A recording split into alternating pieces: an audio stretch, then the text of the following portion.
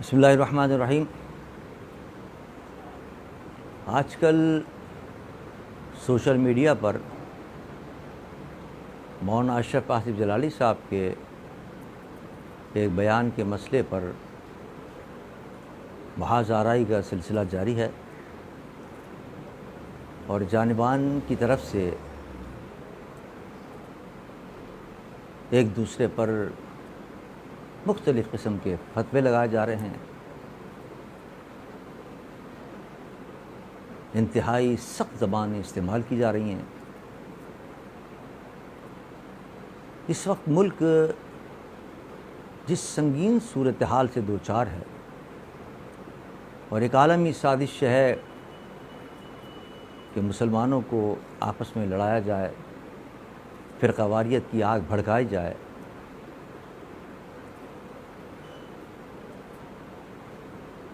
اس سازش کا پاکستان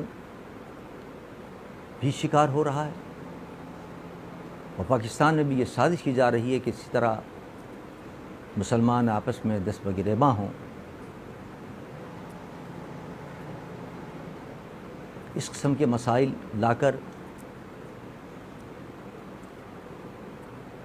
مسلمانوں کو لڑانے کی کوشش ہو رہی ہے۔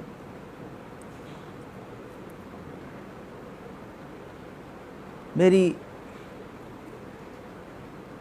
اکابر اہل سنت کی جو علماء ہیں ان سے گزارش ہے کہ اس مسئلے پر جانبین کے باتیں سنی جائیں اور علماء بیٹھ کر اس مسئلے کو طے کریں۔ یہ مسئلہ ایسا نہیں ہے کہ جس کو عوام میں لایا جائے اور بازیچہ اطفال بنا لیا جائے اس کو، بلکہ یہ علمی مسئلہ ہے کہ جو علماء کے طے کرنے کا مسئلہ ہے۔ علماء کا بورڈ تشکیل دیا جائے، اہل سنت کے مقتدر علماء اس میں شامل ہوں اور وہ جانبین کے باتیں سن کر، ان کے دلائل سن کر پھر اس پر کوئی اپنا فیصلہ صادر کریں۔ اس وقت تک جانبین سے میں گزارش کروں گا کہ وہ ایک دوسرے پر سخت ترین الفاظ استعمال کرنے یا کفر کے فتوے لگانا اور ایک دوسرے سے اسلام سے نکالنے کی باتیں کرنے سے اعتراض کریں۔ یہ کوئی معمولی بات نہیں کہ کسی کو اسلام سے نکال دیا جائے۔ میرے آقا سرور دو جہاں صلی اللہ علیہ وسلم نے فرمایا جو کسی پر کفر کا فتویٰ لگائے گا، اگر وہ کافر نہیں ہوا تو کفر لوٹ کر اس کی طرف آئے گا۔ ہمارے کابرین نے اس معاملے میں بڑی احتیاط کی ہے، لہٰذا اس میں بڑی احتیاط کی ضرورت ہے۔ اور یہ گلی اور کوچوں میں پھرنے والے عام لوگوں کا کام نہیں کہ وہ فتوے لگاتے پھریں، بلکہ یہ علماء کا کام ہے کہ وہ بیٹھ کر جانبین کی باتیں سن کر پھر کوئی فیصلہ صادر کریں۔